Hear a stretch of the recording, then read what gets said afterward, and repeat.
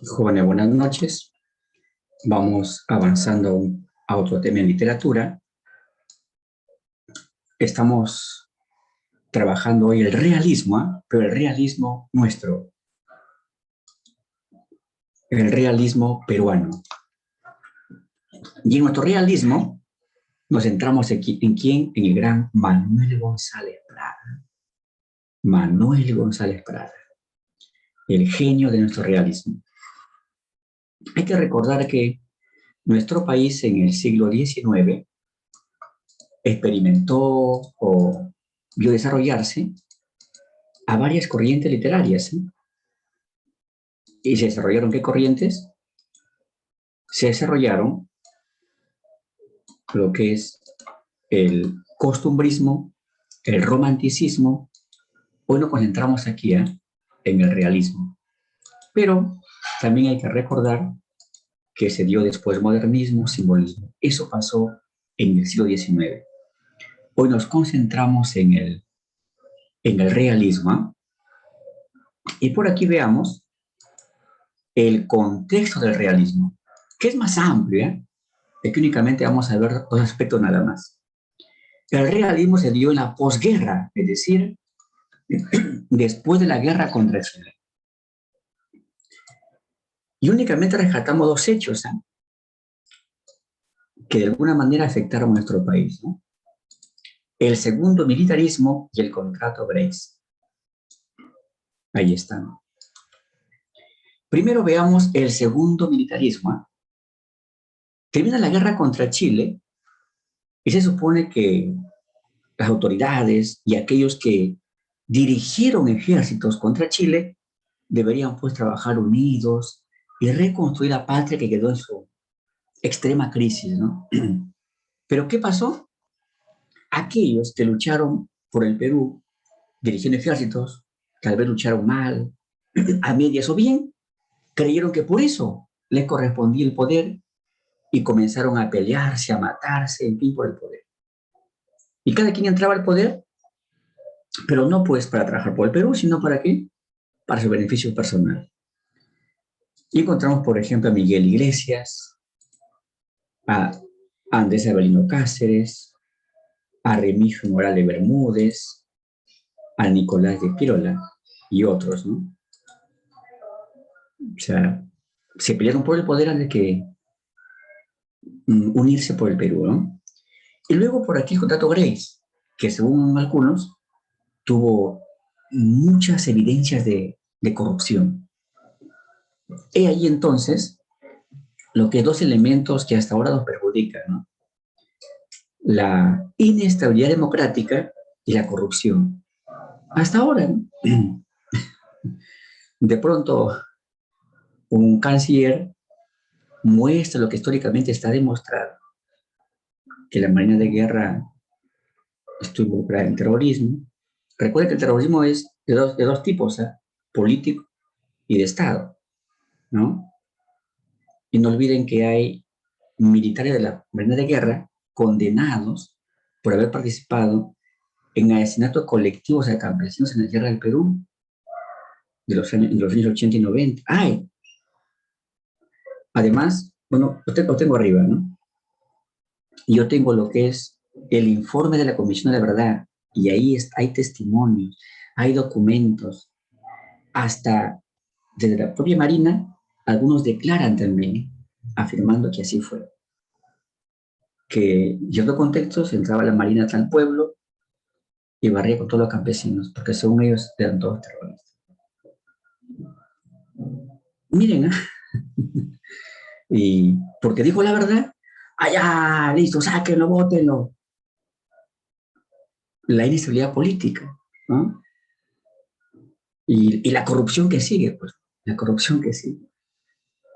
En nuestro país pareciera que después de la guerra contra Chile ha cambiado poquísimo, o casi sigue siendo el mismo, salvo de repente casas con otro modelo, vestidos de otra manera, pero en nuestra esencia seguimos siendo lo mismo. Veamos ahora sí, netamente el realismo peruano, netamente. Nuestro realismo se dio después de la guerra contra Chile, o sea, 1883, hacia 1900. Pero recuerden que nada más esto es una aproximación. Luego veremos por qué. Primero, hay que observar aquellas características que se corresponden con el realismo, pero en forma general. Y después vamos a ver ya cualidades del realismo peruano. Tenemos que el realismo peruano, como en general, tuvo tendencia objetiva, es decir, señores, hay que trabajar asuntos externos. ¿Ah? Lo externo hay que trabajar. Por otra parte, que manifestaron la función social, es decir, para el realismo en el Perú y en el mundo, una obra literaria que debe reflejar los problemas que nos aquejan, injusticia, corrupción, pobreza, etc.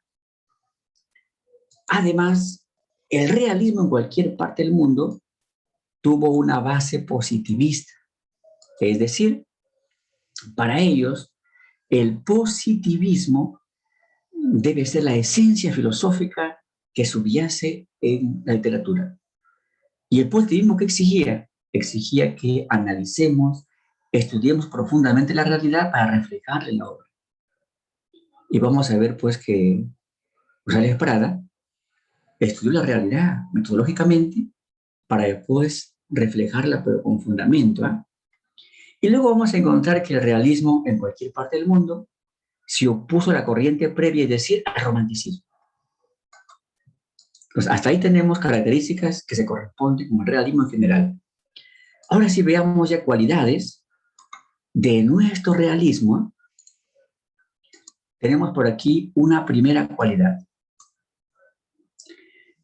Nuestro realismo criticó a los grupos de poder. ¿Y qué grupos? Militares, el clero y plutocracia. ¿Y por qué los militares? Porque lamentablemente, en cierta medida, han hecho mucho daño al Perú. Primer militarismo, segundo militarismo. Luego, en el siglo XX, de 100 años de vida independiente, en el siglo XX, se calcula que más de 55 años han sido de dictaduras y un poco más de 40 de democracia. ¿Y por culpa de quién?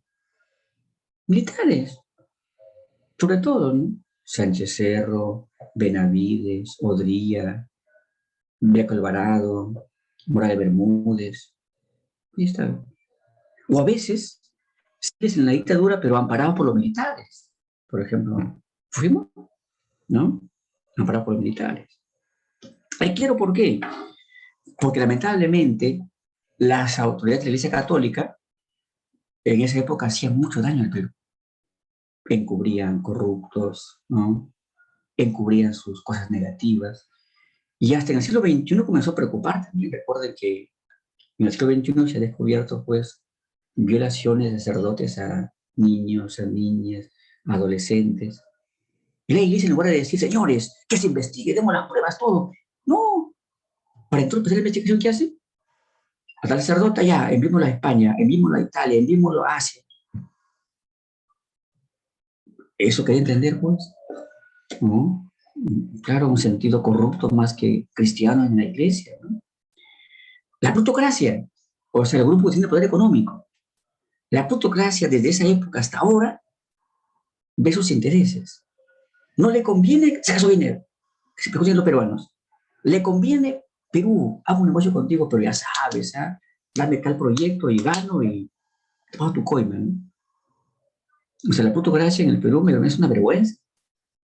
Es diferente a la plutocracia, por ejemplo, de Francia, de Alemania, de Inglaterra, de Japón. Esa plutocracia ve sus países en dificultades, invierte, arriesga por su país, porque sabe que arriesgando, trabajando con el Estado, mejora la condición y tiene mejor la condición para vender su producto o su servicio. Pero acá no. Es la plutocracia vergonzosa en el Perú, ¿no? Y no quiere pagar impuestos. O sea, uno como pueblo paga impuestos y él no quiere pagar, ¿no? Luego tenemos por aquí la revancha contra Chile. ¿Eh? En los textos del realismo peruano vemos varias veces la revancha contra Chile, es que ellos vivieron en carne propia la guerra, que fue brutal. ¿Eh? Chile no únicamente se ensañó militarmente contra los peruanos, también hubo un montón de violaciones contra los peruanos y nunca se denunció, quedó en nada. Eso debería estar como un factor para discutir el Tratado de Ancón, pero los corruptos peruanos se vendieron a Chile y no lo pusieron. Luego veremos por qué. ¿Eh? Además tenemos la presencia destacada de la mujer en la literatura. Sí, ¿eh? La mujer alcanza niveles continentales de prestigio. Por ejemplo, Lorena Mato de Turner, ¿eh? Su novela Vecinido, tuvo acogida continental y sobre todo muy leída en Sudamérica. También encontramos a Mercedes Cabello de Carbonera, a Teresa González de Fanny.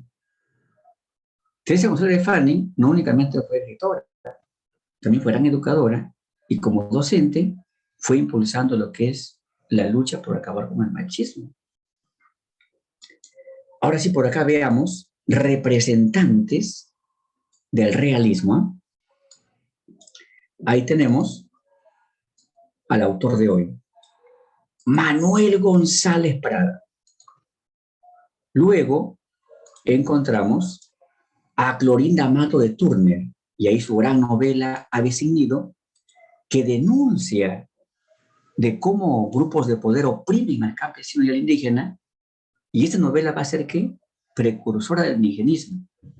Y ojo, el realismo en general es antecedente o precursor del indigenismo, sobre todo González Prada y Clorinda Mato de Turner. Tenemos por aquí a mi paisano, a Liberteño, a Abelardo Gamarra Rondo. Él nació específicamente en la provincia José Faustino Sánchez Carrión, mi paisano. Y en 1921 publicó su conjunto de artículos 100 años de vida perdularia. En estos artículos que muestran que el Perú, en nuestro primer centenario, avanzamos poco. ¿Pero por qué? Por la corrupción. Seguramente si Eduardo Gamarra, desde el más allá, quisiera publicar un nuevo libro en este año, le pondría de nombre 200 años de vida perdularia. Tenemos luego a Mercedes Cabello de Carbonera, su novela Blanca Sol, publicada en 1888. Después tenemos a Teresa González de Fanning, ¿ah? Publicada en 1904, su novela Indómita. Indómita significa rebelde. En esta novela vemos que una tendencia ya a enfrentarse al machismo. Manuel González Prada no únicamente fue ensayista, es cierto que más lo destacamos como ensayista, sí, pero también fue destacado poeta, importante poeta. En vida nada más publicó 3 libros, ¿eh? Minúsculas en 1901, luego Presbiterianas en 1909 y exóticas en 1911. Los demás poemarios son póstumos, se publica ya después de su muerte. Trozos de vida, baladas peruanas, grafitos, libertarias, baladas, adoración, poemas desconocidos, letrías, canto del otro siglo. Y por lo que tenemos algunos poemas de la, por ejemplo, acá tenemos el poema El amor. Ahí está. Este poema es un soneto. ¿Y qué significa soneto? Aquel poema que presenta 14 versos, pero organizados ¿de qué manera? Organizados en 2 cuartetos y 2 tercetos. Veamos estrofa por estrofa. Si eres un bien arrebatado al cielo, ¿por qué las dudas, el gemido, el llanto, la desconfianza, el tosador quebranto, las turbias noches de familia desvelo? Cuando empleamos comas enumerativas, no olviden, esa figura se denomina asíndeto. Vamos a la segunda estrofa. Si eres un mal en el terrestre suelo, ¿por qué los goces, la sonrisa, el canto, las esperanzas, el glorioso encanto, las visiones de paz y de consuelo? Terrestre suelo indica un adjetivo sobreentendido, algo así como noche oscura, hielo frío, nieve blanca, sangre roja, o sea, epíteto. Ojo, el epíteto fue muy empleado por el modernismo. Manuel González Prada, en poesía, fue precursor del modernismo, en ensayo, precursor del indigenismo. Políticamente fue anarquista, filosóficamente estuvo en el positivismo, literariamente realista. Tremendo genio, estar a la vez en varias perspectivas.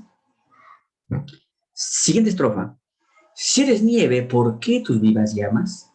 Si eres llama, ¿por qué tu hielo inerte? Si eres sombra, ¿por qué la luz derramas? Encontramos aquí sombra y luz, que son antónimos. Ya saben que usar antónimos forma la figura llamada antítesis. Antítesis, ¿eh? Seguimos. ¿Por qué la sombra si eres luz querida? ¿Por qué la vida? Si eres vida, ¿por qué me das la muerte? Si eres muerte, ¿por qué me das la vida? Ahí también hay antítesis, pero aquí fijémonos en el orden nada más. Primero vida, después muerte. Luego, en orden inverso, muerte primero, después vida. Ahí está.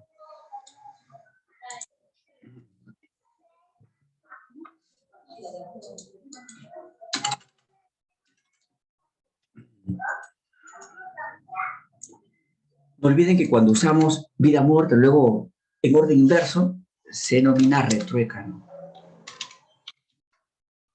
Ahí está. Retruécano. Por aquí tenemos un poema llamado Triolet. Sucede que Manuel González Prada fue asimilando formas poéticas francesas al castellano, por ejemplo, el Triolet. ¿Ah? Ahí está.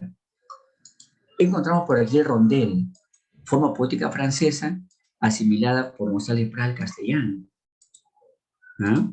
No olviden que el modernismo asimiló formas poéticas extranjeras al castellano. Y por tanto, aquí otra evidencia de que González Prada fue precursor del modernismo, ¿no? En poesía. Pero González Prada, más lo recordamos como que, lo recordamos más como ensayista. ¿No?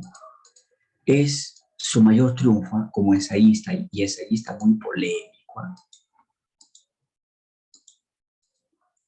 Y aquí resultó mejor el libro de ensayos. ¿No? Páginas libres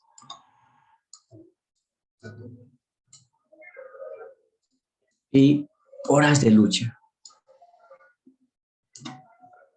Páginas libres y horas de lucha, ¿no? Y observa páginas libres, ¿eh? El autor que rebelde lo ha puesto lo ha puesto con J, ¿ve? No olviden que González Prada en este libro manifiesta la rebeldía gramatical, pero lo hizo con una intención que estética, ¿no? Primero, vamos comentando su libro Páginas Libres, y aquí lo vamos a poner tal como lo dispuso, con J. Páginas Libres, ¿eh? Que se publicaron en Francia en 1894. En la primera parte aparecen varios ensayos, entre ellos que conferencia en el Ateneo de Lima. En la segunda parte aparecen, entre otros ensayos, Grau, discurso en el Politeama, el 15 de julio. Mira, el discurso en el Politeama se encuentra dentro de la obra Páginas Libres. La tercera parte de varios ensayos, entre ellos que propaganda y ataque. En propaganda y ataque da una frase muy sincera que lamentablemente hasta ahora tiene validez. El Perú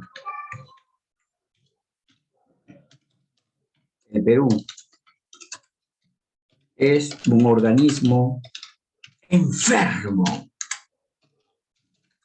donde se aplica el dedo saltapus, es decir, estamos en constante corrupción, corrupción, corrupción, corrupción. En la cuarta parte, en la cuarta parte, encontramos que, entre otros textos, el texto Víctor Hugo. En la quinta parte, encontramos la Revolución Francesa, la vida, la muerte, y más textos, ¿no? Ahora por aquí vamos con un comentario breve respecto a Horas de Lucha, que se publicó en Lima en 1908. Ya, en Lima en 1908. Y vamos a encontrar que únicamente tiene dos partes. La primera parte donde aparecen los partidos y la Unión Nacional. Recordemos que González Prada tuvo su partido político llamado la Unión Nacional, que tuvo poco apoyo porque lamentablemente el elector peruano nada más se deja llevar por la mentira o por los medios de comunicación, pero no toma una buena decisión política. También encontramos en esta parte el ensayo El intelectual del obrero. Y también las esclavas de la iglesia, donde él propone, y es cierto, que toda iglesia impulsa de alguna manera el machismo. En la segunda parte llevamos diversos ensayos, entre ellos Nuestro periodismo, que es una crítica a los periodistas corruptos. En esa época se vendían ya a la mejor empresa o al mejor político, o al político que pagaba más. Como ahora, que la realidad peruana sigue siendo brutal, preocupante, ¿no? Y también tenemos que aquí aparece el ensayo Nuestros indios, que, que su esposa lo publicó recién en 1924, porque cuando se publicó la obra en 1908, este ensayo no estaba ahí. Y aquí, ¿qué plantea González Prada? Plantea que el problema del indio es social. ¿Ya? Plantea que el problema del indio es social. Ahora sí vamos ya con el discurso en el Politeama. Este discurso, este texto, por primera vez se publicó el 29 de julio de 1888. ¿Eh? Eso quiere decir que su primera publicación no fue dentro de Página Libre, sino independiente. Y justamente se leyó, se publicó en el Teatro El Politeama, que en esa época era pues un teatro enorme en Lima, para 700 personas.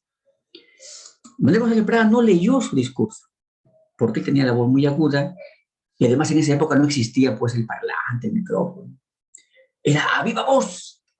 Y por tanto, contrataron a un orador ecuatoriano, Gabriel Urbina, que su voz dicen que conversando de manera natural, conversando de manera natural, se escuchaba a una cuadra o más. Gritando y escuchaba a 4 o 5 cuadras. Y él leyó, pero González Prada estuvo escondido ahí. Escondido estuvo, ¿eh? ¿Por qué? Para ver cómo reaccionaban, porque delante está el presidente Andrés Avelino Cáceres y su esposa, los ministros, el Congreso y después el público. Y ese discurso era, pues, crítico contra los políticos. Y crítico sobre todo contra Andrés Avelino Cáceres. ¿Eh? Veamos qué manifiesta, qué expresa este discurso. ¿Eh? Señores, los que, los que pisan el umbral de la vida se juntan hoy para dar una lección a los que se acercan a la puerta del sepulcro. La fiesta que presenciamos tiene mucho de patriotismo y algo de ironía. El niño quiere rescatar con el oro lo que el hombre no supo defender con el hierro. Los viejos deben temblar ante los niños, porque la generación que se levante es siempre acusador y juez de la generación que desciende. Ojo, ¿eh? Cuando dice viejos, Manuel González Prada, se refiere a los políticos acabados, corruptos, así sean jóvenes o adultos. Cuando dice niños, se refiere ¿qué? A las nuevas generaciones. A ustedes, por ejemplo, ¿no? Que están afectados poco en lo negativo, ¿no? De aquí, de estos grupos alegres y bulliciosos, saldrá el pensador austero taciturno. De aquí, el poeta que fulmina las estrofas de acero templado. De aquí, el historiador que marque la frente del culpable con un sello de indeleble ignominia. De pronto, González Prada, ¿qué nos está diciendo? ¿O qué te está diciendo? Te está diciendo que los jóvenes, las nuevas generaciones, deben tener siempre una visión crítica. Los jóvenes deben tener una visión crítica, es decir, siempre estar vigilando, cuestionando a los políticos para que gobiernen bien, ¿no? Y también saber elegir bien. Pero recuerden que saber elegir bien también implica que tener formación, pues. Por ejemplo, formación histórica, y saber si tal partido político trae novedades de honestidad o siempre ha sido corrupción. ¿Ah? No olviden, ¿eh? Todos los jóvenes, ustedes siempre deben estar vigilantes y con una visión crítica.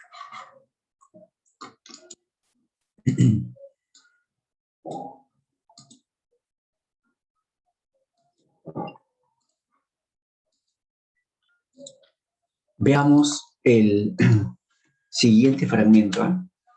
En la orgía de la época independiente, vuestros antepasados bebieron el vino generoso y dejaron las heces.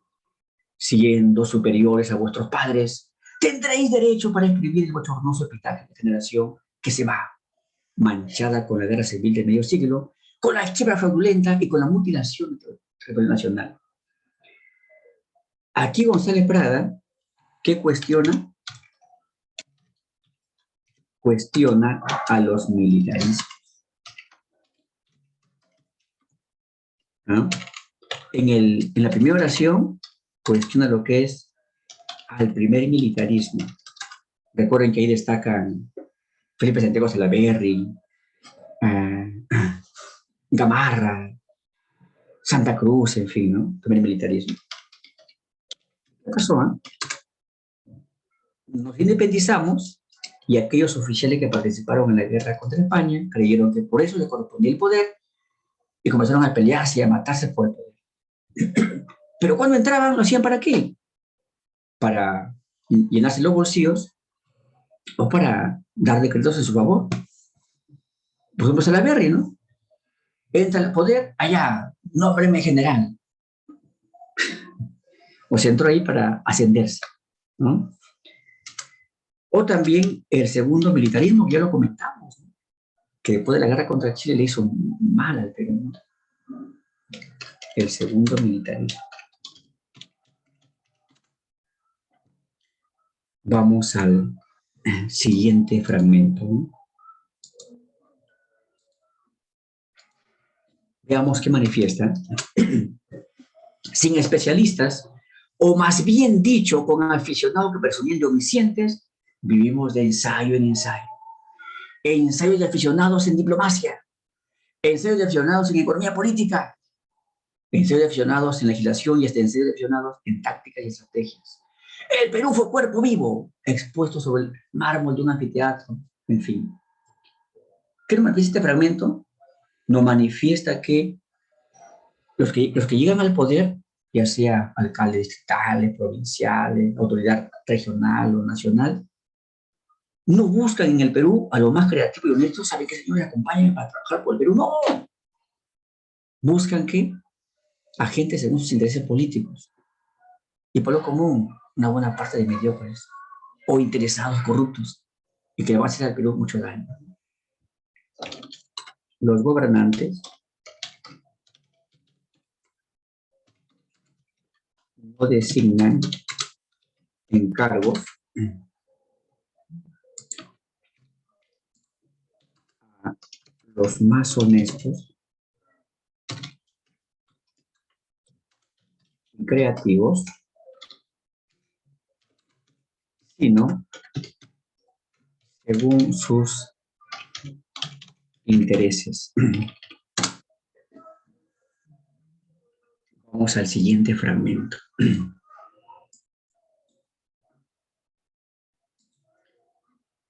Por eso, en el momento supremo de la lucha, no fuimos contra el enemigo, o sea, contra Chile, un coloso de bronce, sino una agrupación de limaduras de plomo. No una patria unida y fuerte, sino una serie de individuos atraídos por interés particular y repelidos entre sí por el espíritu de bandería. Por eso, cuando el más oscuro soldado del ejército invasor no tenía en sus labios más nombre que Chile, nosotros, desde el primer general hasta el último recluta, repetíamos el nombre de un caudillo. Éramos siervos de la Edad Media que invocamos al señor feudal. Aquí muestra la falta de unión y la traición en la guerra contra Chile. La falta de unión de nuestros caudillos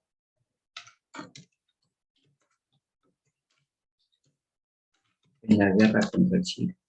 Y hasta, en algunos casos, traición. Recordemos que en la guerra contra Chile, por ejemplo, ¿qué caudillos? Caudillos, no son líderes. Caudillo, quien dirige, pues, bien o mal a un grupo, ¿no? Líder significa honesto, honrado, democrático. Y estos no lo tuvieron. Recordemos que en Cajamarca se estableció Miguel Iglesias, ya cuando Chile invade Lima. En la Sierra Central, lo que es Cáceres, o sea, el grupo de los Andes. En lo que es en la Sierra Limeña, Nicolás de Piérola. En Arequipa, el general Montero. Seguramente más caudillos. Y estos en ningún momento se unieron y lucharon todos en conjunto contra Chile, no. Cada quien por su lado. Momento, pues. ¿Y por qué? ¿Por qué no se unieron? Es que ellos sabían, si vamos a unirnos debemos elegir a un supremo, a un general de generales. Y si logramos la victoria, él se va a llevar el triunfo. Nosotros no, nos conviene, mejor luchamos de manera personal cada uno y hacemos lo que puede. Pues. O sea, más pensando en qué? Más pensando en sus intereses y no pues en la patria, ¿no? Y así llegó 1883. ¿Eh? En ese año, de pronto, Estados Unidos y Francia despiertan su interés por intervenir en la guerra para ya calmarla, porque había pues muchas quejas, testimonios sobre atentados contra derechos humanos por parte de los chilenos, en fin, ¿no? Chile se preocupó, dijo un momento, no, hay que adelantarnos a esto, ¿eh? Anticipemos. ¿Y por qué? Es que Chile sabía, y es así, no es suficiente que tú invadas a un país para que le quites territorio y ya está, ya no. Tienes que derrotarlo, invadirlo, luego permitir que ese país forme su gobierno y su congreso, Y el Congreso y el gobierno citar garantes extranjeros y hacer un tratado contra el vencedor, con el vencedor, y ahí plantear, pues, el vencedor cesión de terrenos, de territorio. Y así tiene validez, porque si un país baja de frente y invade el otro y nunca genera un tratado, un contrato, el país invadido con el tiempo puede apelar a una institución, la institución le da el derecho y lo vota al invasor. Algo así como tú tengas un terreno, lo compras y otro lo invade, lo enjuicias, al final va a demorar, pero lo sacas. Así, ¿no? Entonces Chile, en el momento, no conviene. Entonces, ¿qué debemos hacer? Debemos buscar un caudillo traidor, le vamos a pagar mucho dinero, vamos a impulsar su campaña, vamos a manipular la prensa, lo que es acá en Lima, para que él sea el elegido. ¿Pero con qué condición? De que firme un tratado que más beneficie a nosotros. Y para disimular a los peruanos. Por tanto, hay testimonios de que fueron a ver a Montero. Montero dijo, no, jamás contra mi patria. Tampoco aceptó Pirola, tampoco aceptó Cáceres. ¿Quién aceptó? Miguel Iglesias. Y hay testimonios de que allá en Cajamarca recibió dinero de Chile. Y además protección también. Armas, todo. Y Chile manipuló lo que es la información electoral en Lima. Y sucede que la mayor parte de congresistas que fueron elegidos fue de Iglesias. Bueno, digamos, por lo bajo eran de diversos partidos, pero en el fondo estaban para Iglesias, ¿no? Por tanto,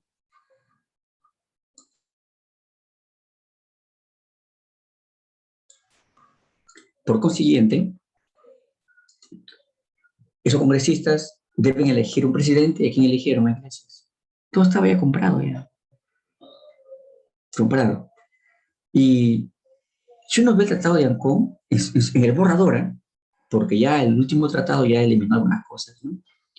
Por ejemplo, encontramos que nunca se puso a discusión lo que es el atentado contra derechos humanos en la invasión de Chile, sobre todo las violaciones a mujeres, que debería estar ahí, para que de ese modo haya una discusión más justa. Pues mira, nos ha invadido, ha habido violaciones a mujeres, por consiguiente, ahora tú pides territorio, ya está, pero ¿y esto cómo nos sanamos? ¿No? Debería estar, no estaba. Y lo peor, Jorge Basadre, en su libro Historia de la República del Perú, que es un libro donde nos habla de 100 años de vida del Perú, 100 años nada más, como 5.000 páginas, ¿no? Ahí él pone y dice pues que en el Tratado de Ancón, en el borrador, había un artículo humillante para el Perú que decía, el Perú pagará a Chile en sus gastos de guerra. Y según las evidencias, Iglesias, los congresistas y los congresistas de su partido favorecían ese artículo. Felizmente, un pequeño grupo se opuso y lo eliminaron, ¿no? O sea, imagínense si hubiera validado ese artículo que decía el Perú debe pagar a Chile sus gastos de guerra. O sea, Chile, ¿cuánto gastaste en matarnos? Tanto. Te vamos a pagar, pero poco porque estamos mal económicamente. O sea, Iglesias fue traidor. Traidor, ¿no? Una vergüenza para el Perú.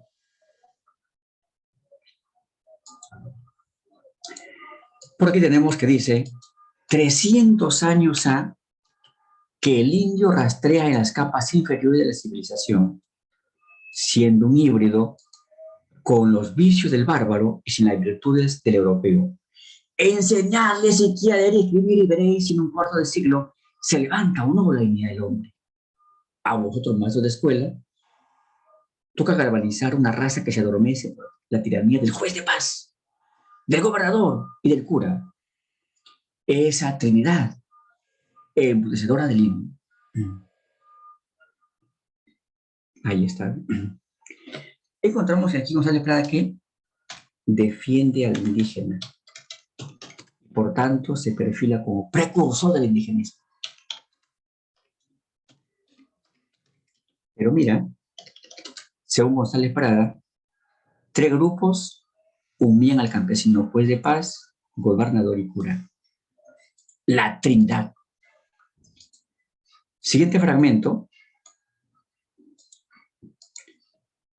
Cuando tengamos pueblos sin espíritu de servidumbre y militares y políticos a la altura del siglo, recuperaremos a Iquiquitán. Y entonces, solo entonces, marcharemos sobre Iquiquitán para acá, daremos el golpe decisivo primero y último.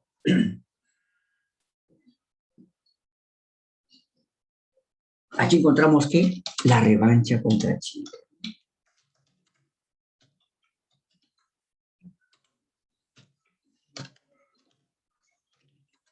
Y luego veamos un mensaje muy interesante para ustedes. Ahí está. En esta obra de reconstrucción y venganza, no contemos con los hombres del pasado.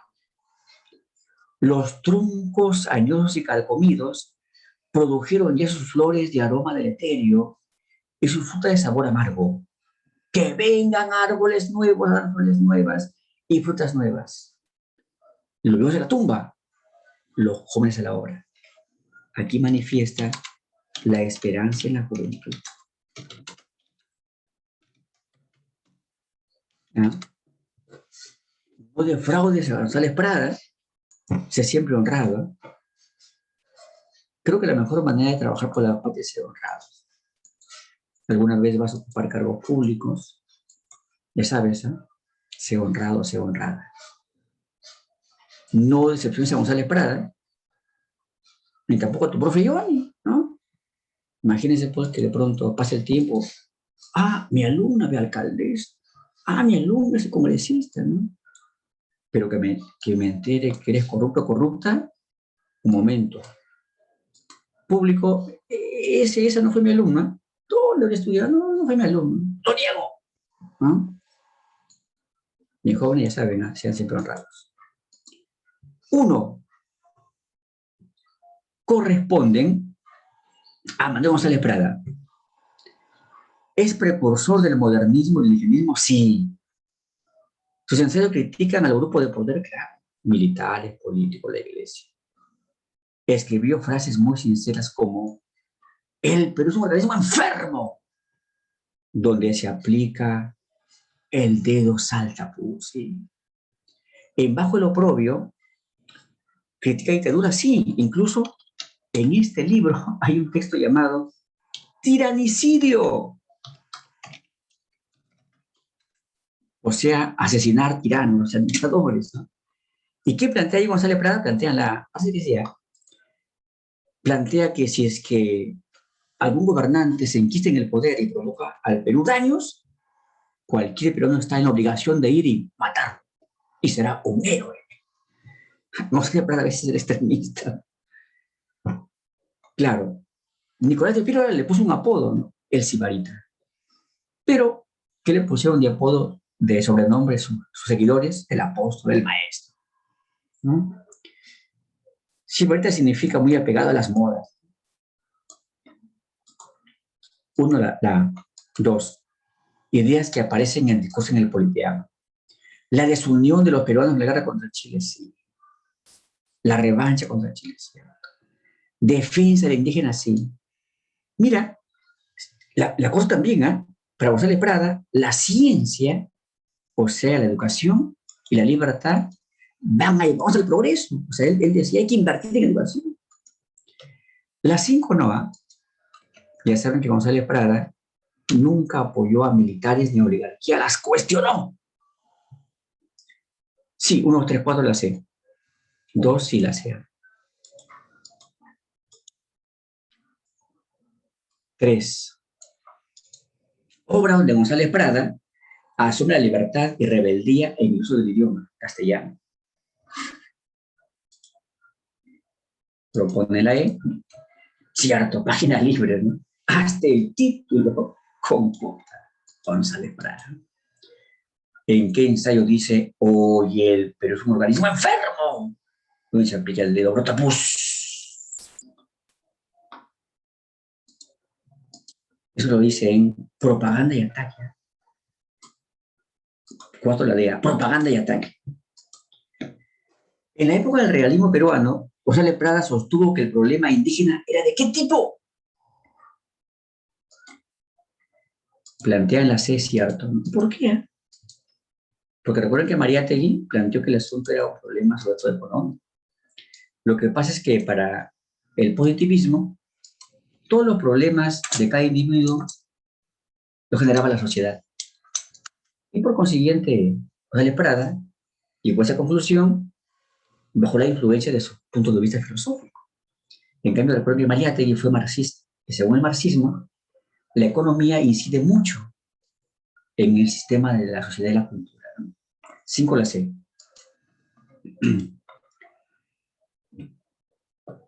El fragmento de discurso en el Politeama. Verdad. Hoy nada podemos hacer. Somos impotentes, pero agitemos el rencor, revolvamos en nuestro despecho como la fiera. Se revuelquen las espinas. Si no tenemos garras para desgarrar, mira, garras para desgarrar, ni dientes para morder, que siquiera los malos apagados rugir nuestra cólera, vayan de cuando en cuando a turbar el sueño del orgulloso vencedor. Rebeldía sí, agitemos con J, hoy sin Y, rugidos con J, la 1 sí. Planteanla, parece que sí. Estas 4 líneas es una sola oración. Usar oraciones largas, eso es estilo periódico. Como la fiera símil, garra para desgarrar, Leonardo Mozart redundancia. Cuando dice orgulloso vencedor se refiere a Chile.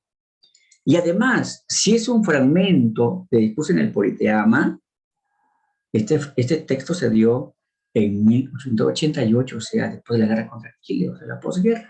Sí, todas. 6 la 7. Lo incorrecto del realismo peruano.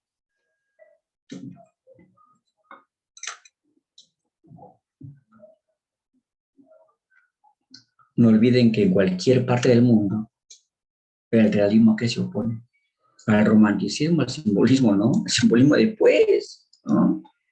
7, lo incorrecto de la E. 8, lo incorrecto sobre González Prada.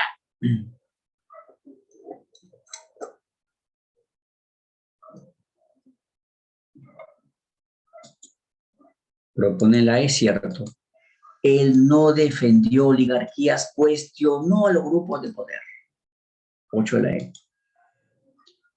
9, en poesía González Prada fue precursor ¿de qué? Del modernismo. González Prada se anticipó a Rubén Darío. 9 de la B. 10. Estrofas francesas que González Prada asimiló al castellano y sobre todo a la poesía peruana. ¿Qué marcamos en la 10? La 10 que marcamos.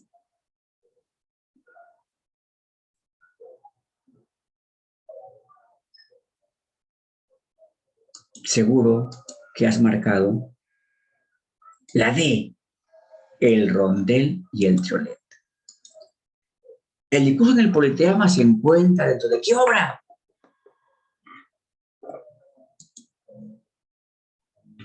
Claro, la C, sí, la C, páginas libres. 11 la C. 12. El discurso en el Politeama, González Prada dice que 3 grupos de poder explotan al indígena. ¿Quiénes son esos 3 grupos de poder? La B, jueces, gobernadores, sacerdotes. Pero más bien saben que González Prada debería ser el cuadribio. Jueces de paz, gobernadores, sacerdotes y hacendados, o sea, gamonales. ¿Pero por qué no lo puso? Porque González Prada era hacendado. Ahí estuvo un punto débil de él, ¿no? No cuestionar a su grupo de los hacendados, ¿no? Ya saben que todos tenemos nuestro margen de error, ¿no? 12 la vi entonces. Bien, jóvenes, de ese modo, hemos terminado con el gran Manuel González Prada, tremendo ideólogo que cuestionó los males sociales. Y bueno, cuídense mucho. Hasta pronto. Gracias, profesor. Cuídese. Cuídense mucho.